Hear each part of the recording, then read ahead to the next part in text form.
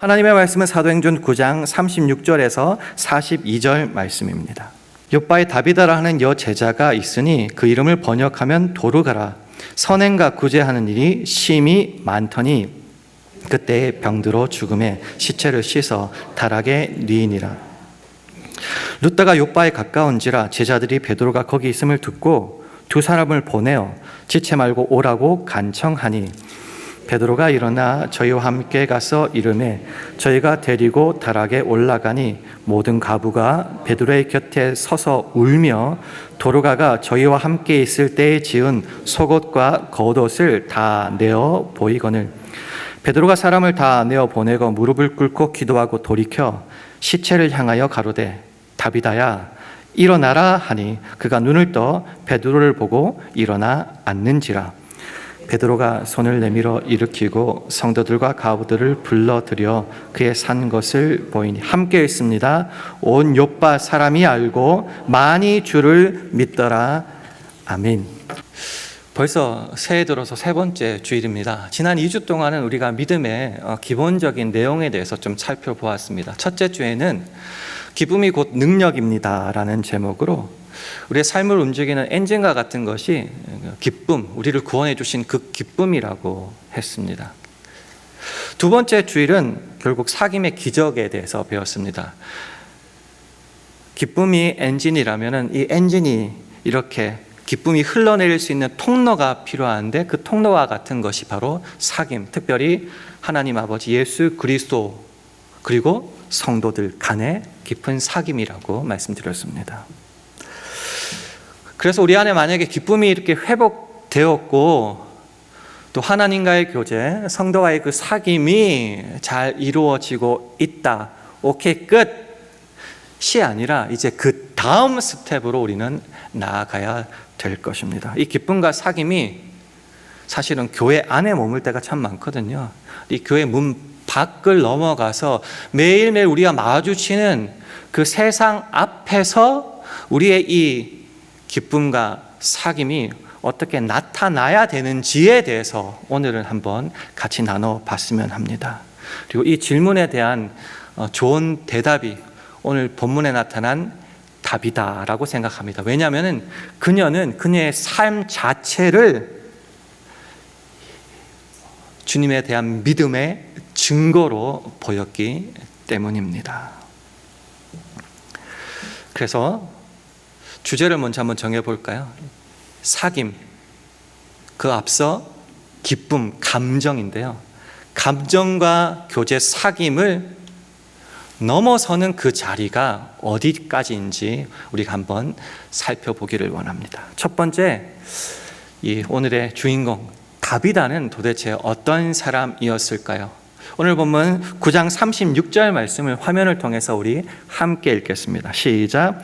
욥바에 다비다라 하는 여 제자가 있으니 그 이름을 번역하면 도르가라.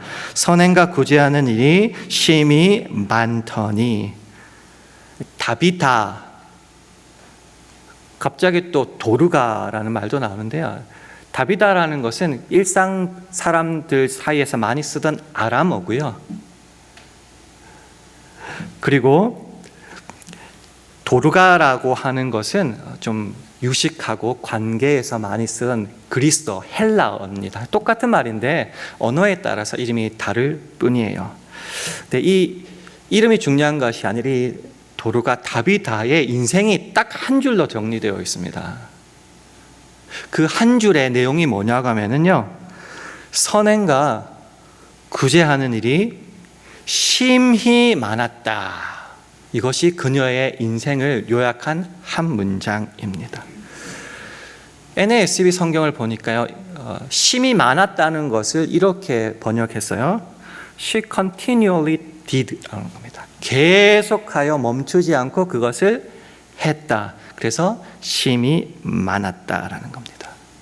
우리도 기분 좋으면 구제 좀 하고 고아원도 좀 방문하고 돈 갑자기 목돈이 생기면 뭐 좋은 일 해보자고 나가서 뭐 밥도 사주고 이렇게 하는데 그런 내키는 대로 이벤트성의 그런 선행과 구제가 아니라 꾸준히 흔들리지 않고 계속해서 그녀는 삶으로 살아내었다라는 겁니다.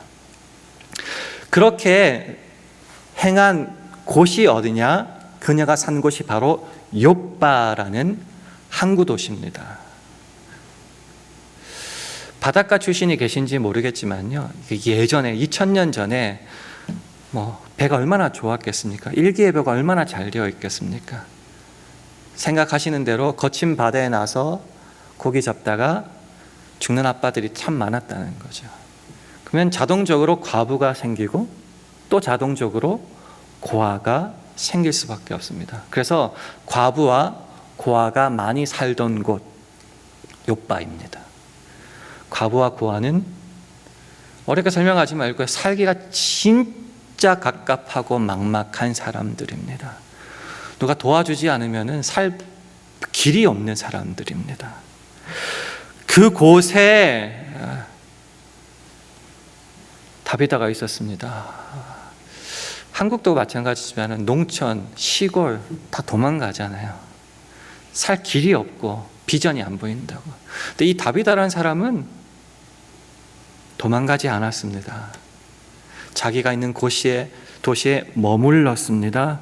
그리고 힘들어하고 울고 막막한 그 사람들의 눈물을 닦아주는 일을 continually, 지속적으로 계속 했다라는 겁니다.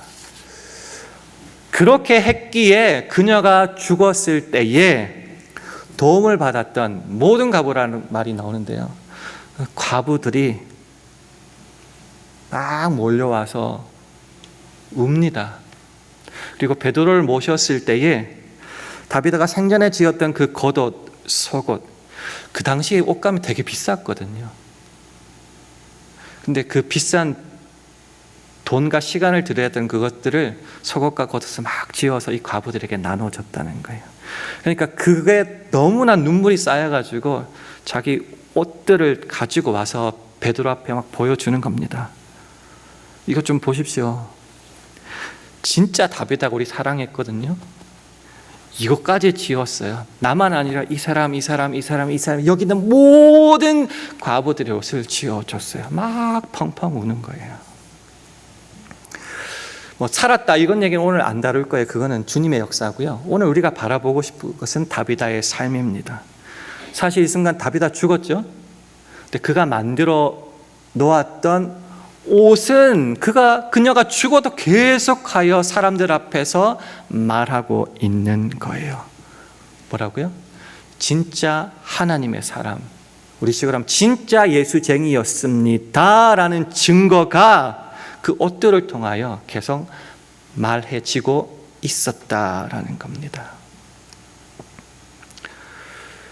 그럼 질문을 한번 드려볼게요. 그 당시 옷감도 비쌌다고 했는데 왜 그런 많은 돈과 시간을, 그것도 한두 번이 아니라 계속 꾸준히, 그것도 죽는 순간까지 이렇게 선한 증거의 삶을 살았을까요? 여러분이 그런 일을 한다고 생각해 보세요. 그러면 세상 사람들이 뭐라 그러겠어요? 배우자나 가족부터 그러겠죠. 좀 적당히 좀 믿읍시다 이렇게 말하겠죠. 유난 떨지 말라고, 티 좀 내지 말라고, 좀 조용히 믿고 하면 되지 뭘 그렇게 티내고 하냐고, 좀 적당히 좀 하라고, 그 말부터 들릴 겁니다. 근데 그녀는 죽는 순간까지 이 삶을 살아왔다라는 거죠. 우리도 한번 생각해 볼까요? 내가 예수를 믿고 은혜를 받아서 그 봉사와 선행, 구제를 하고 싶어 해요. 그것도 꾸준히, 그것도 죽기까지. 그렇게 하기 위해서는 제 생각에는 두 가지 싸움을 싸워야 되는 것 같습니다. 첫 번째는 방금 말했다시피 적당주의와 타협하면 안 됩니다.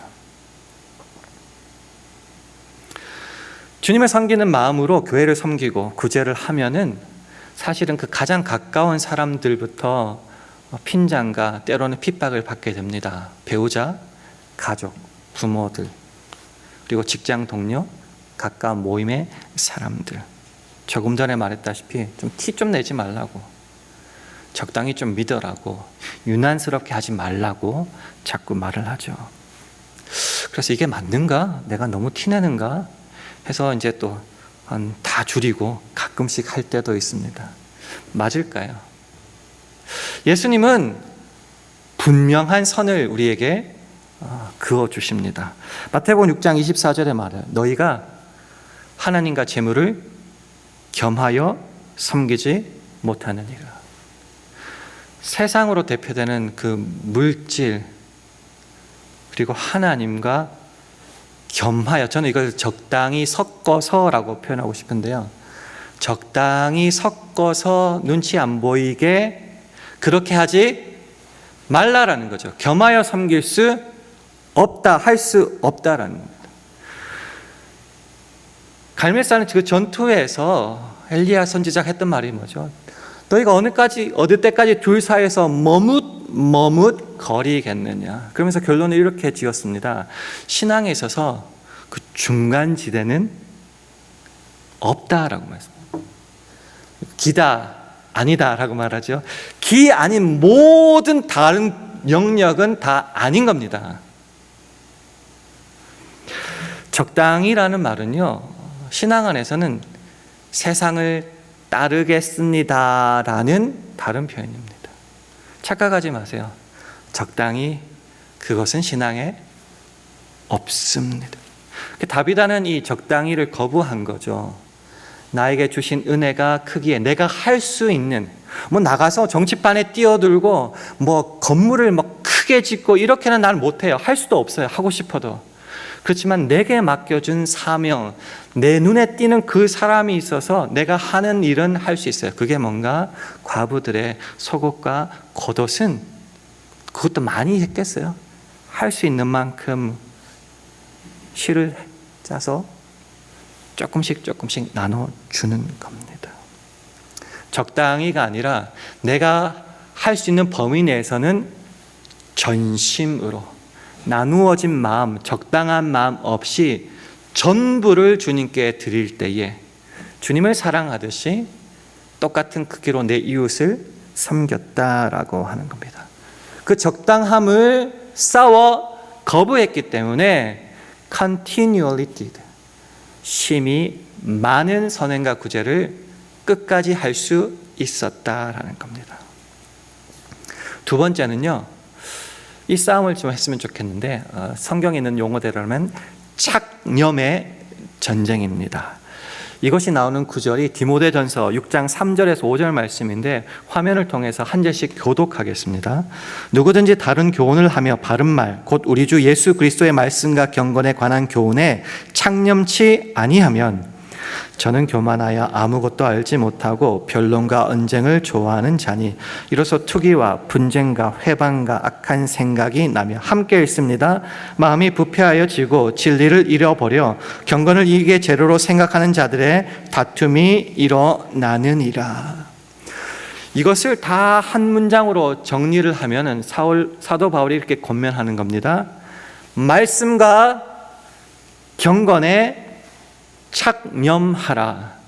어려운 단어죠. 한자니까. 쉽게 풀면은요, 열심을 내어서 바짝 붙어서 쫓아가는 것, 붙쫓아가는 것, 그것이 바로 착념의 정의입니다. 다 예수 믿는 사람들 아니에요? 디모데에게도 하는 권면이고. 예수 다 믿는데 왜 갑자기 말씀과 경건, 하나님과 우리의 깊은 사귐이에요. 쉽게 말하면은 거기에 창념하라, 막 열심을 내서 끝까지 쫓아가라고 말씀을 하는가? 창념하지 않으면은 왜곡되고 변질되기 때문에 그렇습니다. 언제라도요, 한순간이라도. 그래서 부정적인 결과가 세 가지를 크게 나누는데, 첫 번째는 교만하여진다라는 거죠. 말씀을 붙잡지 않고 주님과의 관계에 소홀하게 되면요, 내가 다 한 줄 알아서 하나님이고 필요 없어요. 안 보여요. 교만하게 된다. 두 번째, 신앙이 말싸움이 된다. 변론, 언쟁 이런 말이 나오는데요, 여러분 신앙이 뭐라고 생각하십니까? 말로 증명하는 싸움이에요? 삶으로 나타내는 겁니다. 신앙은 삶입니다. 근데 삶을 못 살아내니까 우리가 하는 게 뭐죠? 변론, 언쟁, 말싸움입니다. 교회에서 뭐가 있으면 하면 돼요. 말 안 해도 돼요. 내가 하면 돼요. 근데 나는 하기 싫죠? 쟤는 꼴보기가 싫죠? 그러니까 시시비비를 자꾸 따지고 언쟁을 하고 변론하게 된다라는 겁니다. 신앙은 말싸움이 아닙니다. 삶입니다. 마지막 세 번째는 경건을, 하나님과의 관계를, 쉽게 말하면 예배하고 기도하고 성경 읽고 하는 그것을 내 이익의 도구로 삼게 된다라는 겁니다. 교회 왜 와요? 커스터머 모집해야 되니까. 매 열심히 기도 모임에 나가요? 거기 있는 사람이 부자니까. 그런 식으로 내 이익의 도구로 삼을 수 있다. 언제요? 말씀을 열심히 내어 줬지 않으면은, 하나님과의 관계를 열심히 내지 않으면 이런 왜곡되고 변질된 모습이 언제든지 우리 가운데 나타난다라는 거죠. 그러면은 다비드도 마찬가지겠죠? 그거 왜 했겠어요? 안 하겠지. 누가 알아주는 사람이 없을 때 금세 멈췄을 거예요. 그러나 어디에 창념했어요? 세상, 관심, 유익, 이익 이런 데가 아니라 말씀과 주님께만 붙어 있었기 때문에 끝까지 이 일을 감당할 수 있었다라는 것입니다. 말은 좋은데 쉽지 않습니다. 주의 일, 교회 일을 하다 보면은 지칩니다. 제일 큰 이유는 뭘까요? 이런 얘기해서 좀 그렇지만 돈이겠죠. 돈, 물질. 그 다음에 시간도 많이 투자해야 되고요. 하다 보면 너무 피곤하니까 그럴 수도 있을 거예요. 다비드에게 한번 국한시켜 보겠습니다. 그 옷이 뿅 생깁니까? 계속 준비해야 되잖아요. 그리고 재료를 사려면 돈도 많이 들었을 거예요. 끊임없이 하려면 돈이 쌓이지를 않을 겁니다. 그럼 옆에서 그랬겠죠. 돈 좀 모아야지 노후에 편하지 않겠어요. 우리의 걱정이 그거 노후 아닙니까? 노후 대책. 은퇴해서 어떻게 먹고 살까? 그거 아닙니까? 이 노후를 위해서 이제 그거 대충 하거나 그만두고, 이제까지 많이 했으니까 그만두고 좀 너를 위해서 준비해라. 얼마나 달콤하게 들렸을까요? 근데 그 소리가 안 들렸는 것 같아요. 그 안 듣고 끝까지 했다는 거죠. 직설적으로 얘기하면은 돈과 시간이, 건강이 아깝지 않았다는 거죠. 세상은 이에 대해서 이렇게 말합니다. 더 가질수록 능력이 있어요. 이렇게 말합니다. 돈이 쌓여야지, 은퇴연금이든 어디든 돈이 쌓여야지 노후가 안심되잖아요. 많이 받는 게, 많이 가지는 게 능력 아니에요? 수입료가 높은 변호사는 누구예요? 승률이 높은 사람 아닙니까? 일당이 비싼 일꾼은 누굽니까? 일 잘하는 사람 아닙니까? 많이 가지는 것이 능력인데 그것을 다 내려놓고 이제 흘려보낸다라는 것입니다. 여기는 어떻게 여러분께서 판단하실 거예요? 교회를 하고 싶고 주님의 일을 하고 싶은데 시간도 많이 들고 돈도 생각보다 많이 들어가요. 피곤도 해요. 이거 어떻게 해야 될까요? 세상은 그거 치워오라고, 그만하라고, 족하다고 할지 모르겠어요. 근데 주님의 말씀은 뭘까 고민하다가 이 성경 구절을 찾았습니다. 디모데전서 6장 6절 말씀을 화면을 통해서 우리 함께 읽겠습니다. 시작. 그러나 지족하는 마음이 있으면 경건이 큰 이익이 되느니라. 지족, 만족, 자족 이런 말입니다. 지금 가지고 있는, 지극히 족한다, 스스로 만족한다, 이런 말들이 뭐예요? 많이 가진 게 아니고요, 내 속에 주님이 충만한 걸로 만족한다는 겁니다. 즉 우리가 만족하고 행복하고 원하는 것이 세상의 것을 더 많이 가지는 싸움이 아니라 주님으로 내 안을 꽉꽉 채우는 싸움이다라는 것입니다. 경건이라는 것이 쉽게 말하면 하나님과 나와의 깊은 사귐입니다. 그래서 내 안에 주님으로 가득 차서 세상의 것이 들어올 틈이 없는 거예요. 그래서 세상의 것에 더 이상 목말라 하지 않습니다. 그것이 경건의 의미입니다. 그렇게 우리가 주님으로 가득 차 있을 때에 우리가 그렇게 고민했었던 돈, 시간, 건강, 더 이상 내 마음을 흔들 수 없다라는 거죠. 먹고 살기만 하면 되잖아요. 그 밑에 이렇게 나오거든요. 먹고 살기만 해도 그게 주님의 은혜가 족한 것 아니겠습니까? 나는 그것보다 더 주님이 좋습니다. 그럴 때 우리가 뭘 할 수 있냐면요. 비로소 주세요. 다 줘. 내 거. 여기를 멈추고 내가 가진 것이 얼마가 됐든 다른 사람에게 흘려보내는 그 은혜의 사역을 시작할 수 있게 되는 겁니다. 너희는 먼저 그의 나라와 의를 구하라. 그리하면 이 모든 것을 너희에게 더하시리라. 세 번역은 이렇게 번역했어요. 나머지는 덤으로라는 겁니다. 저는 먹는 거 좋아하니까 디저트라고는 개념이겠죠. 그럼 메인 디시는 뭐죠? 먼저 그의 나라와 의를 구하는 것. 이게 우리의 할 일, 신자의 마땅한 본분이다라는 것이죠. 그 여자 미쳤다. 있는 거 다 팔아가지고 다 나눠줬다. 미친년. 죄송합니다. 이 말을 해서. 그 말을 얼마나 수도 없이 들었겠습니까? 얼마나 흔들렸겠습니까? 근데 저는 이렇게 생각해 봅니다. 그녀에게는 그 소리 잘 안 들렸을 거라고. 왜요? 주님으로만 가득 차 있어서 세상에 목마르지도 않고요. 들리고 들어올 공간도 없었으니까. 그래서 그 일을 할 수 있었다라는 겁니다. 자, 그러면 마지막 질문을 한번 가보겠습니다. 왜 그렇게 했을까요? 뭐 때문에? 무엇을 위해서 그렇게 죽을 때까지 했겠습니까? 천국 가서 복 받으려고? 아니면 감사장, 훈장 같은 거 하나 받으려고? 난 주위에 나를 무시하는 사람이 있어서 돈은 없으니까 이걸로라도 증명하려고?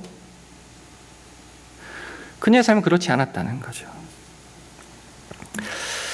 저는 이 말씀이 그녀의 삶이었다고 믿습니다. 갈라디아서 6장 8절 말씀을 화면을 통해서 우리 함께 읽겠습니다. 시작. 자기의 육체를 위하여 심는 자는 육체로부터 썩어진 것을 거두고 성령을 위하여 심는 자는 성령으로부터 영생을 거두리라. 돈 벌지 마라. 돈 나쁜 거다. 그런 말을 드리고 싶은 건 돈 좋은 거예요. 돈은 악이 아닙니다. 돈 없이 어떻게 살아갑니까? 우리도 헌금해야 되잖아요. 돈은 나쁜 것 아니에요. 그런데 돈을 하나님보다 앞세우면 그게 일만하게 뿌리가 된다라고 말하잖아요. 나쁜 게 아니지만 주님보다 앞서면 지독하게 나쁜 것이 된다라는 겁니다. 그래서 우리가 가진 시간, 건강, 물질을 가지고 교회 안에서 말고 교회 밖에서 어떻게 살아가고 있는가? 계속하여 육체를 위하여 심는가? 썩어질 것을 위하여 계속 투자하고 잘했다고 칭찬하고 격려하면서 끝까지 이 길을 가자고 하는가? 아니면 성령을 위하여 심고 있는가? 다비다의 그 옷 별것 아닐 수 있어요. 누가 보기에는. 근데 그것은 성령을 위하여 심은 그녀의 삶 자체였습니다. 그럼 어떻게 된다고요? 그것이 영생. 저는 이렇게 옛날에 생각했어요. 세상에서 좀 돈 좀 주지, 명예 주지. 근데 그것과 감히 비교할 수 없는 최고를 주셨기 때문에 그게 뭐라고요? 영생이다라는 겁니다. 주님과의 관계에서 주님이 내 거면은 정말 다른 거 관심 없습니까? 그럴 때 주님이 최고라고 말할 수 있는 거죠. 성령을 위해서 심으면은 영원한 그 영생을 성령으로부터 거두게 된다라는 겁니다. 우리가 가진 물질, 건강, 시간에 대한 우리의 태도가 바로 이렇게 되어야 된다고 믿습니다. 주님의 것을 주님께로, 수단은 나를 통해. 그러면 거기에서 주님이 영광 받으시게 된다라는 겁니다. 그래서일까요? 베드로가 그녀를 다시 살려주었지만은 그것보다 더 중요한 것은 그녀가 삶으로 어떻게 세상 앞에서 선한 증거를, 그것도 큰 모습은 아니지만 자기에게 맡겨진 그 자리에서 최선을 다했는지 그녀는 삶으로 오늘날 저와 여러분에게까지 말하고 있는 겁니다. 그래서 오늘 말씀을 기억하면서요, 사도 바울의 그 명령, 권면을 한번 같이 누리기 원합니다. 디모데전서 6장 11절 12절 말씀을 화면을 보시며 우리 함께 읽겠습니다. 시작. 오직 너 하나님의 사람아 이것들을 피하고 의와 경건과 믿음과 사랑과 인내와 온유를 조치며 믿음의 선한 싸움을 싸우라. 영생을 취하라. 이를 위하여 내가 부르심을 입었고 많은 증인 앞에서 선한 증거를 하였도다. 아멘. 우리가 부름을 받았어요. 구원 받았어요. 사명도 받았어요. 그리고 세상 사람들 앞에서 우리의 삶으로 선한 증거를 해야 될 때에, 증거할 때에 세 가지를 강조하고 있습니다. 첫째는 피하라라는 거죠. 우리가 피해야 될 것은 위에부터 정리하면은 탐심이에요. 세상 것 더 종려, 돈 사랑하고 하는 거. 그 탐심을 피하고 오늘 우리가 나눴던 말씀대로 하면은 적당주의를 좀 피해야 됩니다. 그러면 주님께로부터 멀어질 수밖에 없거든요. 피하라. 두 번째로는 조치라라는 겁니다. 우리가 조치해야 될 것은 세상 것이 아니라, 기도 왜 간절해요? 세상에서 자랑할 만한 것을 얻기 위해서. 그러면 틀린 거라는 거죠. 위에 있는 것, 의와 경건과 믿음과 사랑과 인내와 온유를 조치라. 주님께서 기뻐하시는 것을 조치라.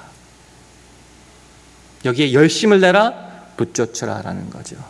마지막 세 번째는 그렇게 피하고 쫓아서 취해야 될, 가져야 될 것이 있는데 그게 뭔가? 믿음의 선한 싸움을 계속 싸워서 마침내 가져야 될 것, 영생이다라는 겁니다. 안개와 같이 금방 사라질 우리 인생에서 가질 세상의 것, 거기에 목숨 걸지 마시고, 목숨 걸었는데 죽고 나서 그게 아무런 소용이 없다면 그게 무슨 의미가 있겠습니까? 저 천국에서 주님과 함께 살 수 있는 그 영생, 그것을 우리는 미리부터 준비하고 또 나누어주고, 그러기 위해서 우리의 삶으로 선한 증거를 드러내야 된다라는 겁니다. 여러분은 무엇을 위해 열심히 살아가십니까? 뭘 위해서 그렇게 돈 열심히 벌고 막 웨이트하고 운동하고 막 그렇게 하고 계십니까? 그게 결국은 막 주세요, 내 거 하니 더 가지는 싸움입니까? 아니면 주님의 선한 증거를 실천하기 위해서 흘려보내는 싸움입니까? 하나님은 우리를 가장 값비싼, 세상의 어떤 것과도 비교할 수 없는 예수 그리스도의 십자가, 그 보혈의 피로 우리를 값주고 사셨고, 그러니까 예수의 피, 예수만큼 비싼 게 저와 여러분이잖아요.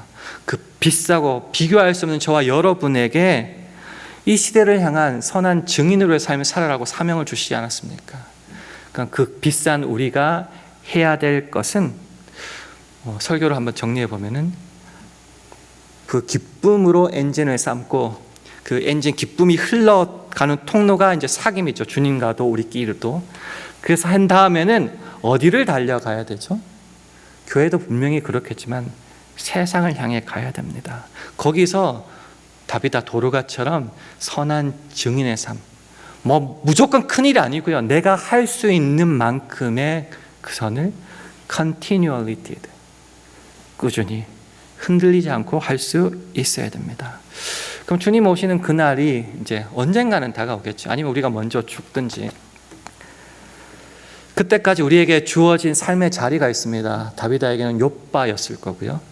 저와 여러분은 가정과 직장, 교회, 일터가 될 수도 있을 겁니다. 그 삶의 자리마다, 내 삶이 머무는 그 곳마다 이런 항복을 마침내 받았으면 좋겠습니다. 아무개 씨, 내가 당신을 보니까 진짜 당신 안에 예수가 있는 걸 봤어요. 저는 그게 가장 강력한 전도라고 생각합니다. 너 예수 믿는다면서 너 도대체 뭐냐? 이 소리가 아니라, 당신을 통해서 진짜 나 예수 본 것 같아.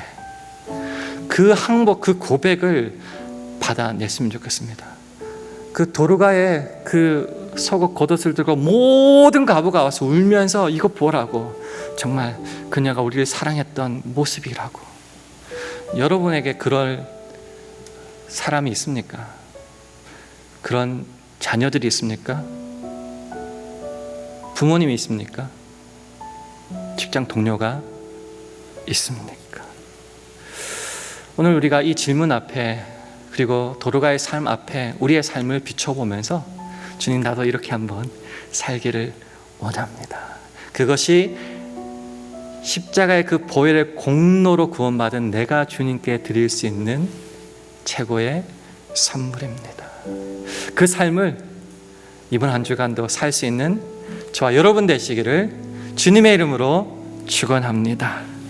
오늘 이 말씀을 기억하고요, 소원이라는 찬송이 있습니다. 굳이 크게가 아니라도 내가 맡겨진 그 작은 자리에서 최선을 다하겠습니다, 주님을 사랑하겠습니다라는 고백인데요, 이 찬송을 함께 나누겠습니다.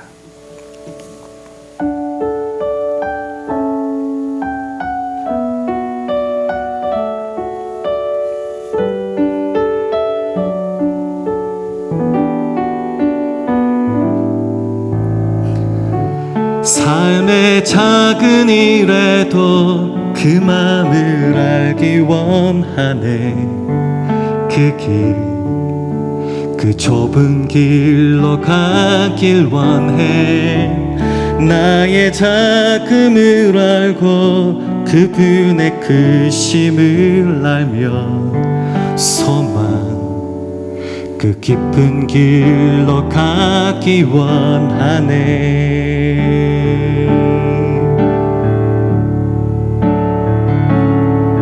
저 높이 솟은 산이 되기보다 여기 오름직한 동산이 되길, 내 가는 길만 비추기보다는 누군가의 길을 비춰준다면, 내가 노래하듯이 또 내가 얘기하듯이 살길, 나 그렇게 죽기 원하네. 삶의 한 절이라도 그분을 담기 원하네. 사랑, 그 높은 길로 가기 원하네.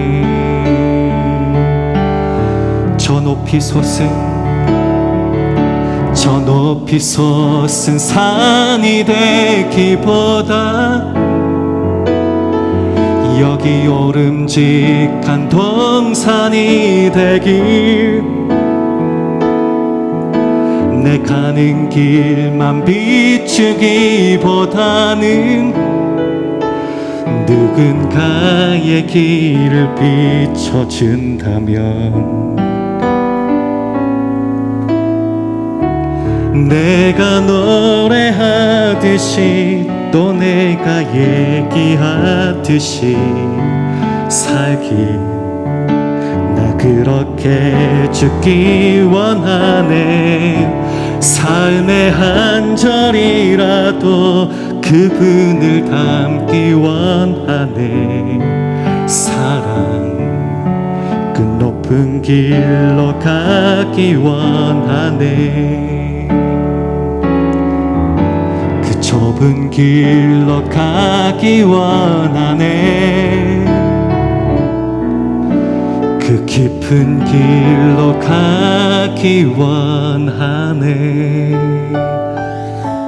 이 찬양의 가사대로 그렇게 살 수 있는 저와 여러분 되기를 주님의 이름으로 축원합니다. 기도하겠습니다. 하나님 아버지, 오늘의 말씀을 통해서 우리의 신앙이 교회 안에 감정에만 머물러 있지 않았는지 한번 되돌아봅니다. 그리고 세상과 하나님 사이에서 적당히 타협하던 그 미지근한 신앙을 가지고 있었지 않았는지도 다시 한번 되돌아봅니다. 주님, 결단하기는 이제 더 이상 말뿐인 신앙으로 살지 않겠습니다. 우리의 가정과 일터가 우리 사명의 땅 욥바임을 깨닫게 하셔서 다비다처럼 우리의 손과 발로 복음을 드러내게 하시고 삶의 구체적인 선한 증거를 남길 수 있게 인도하여 주시옵소서.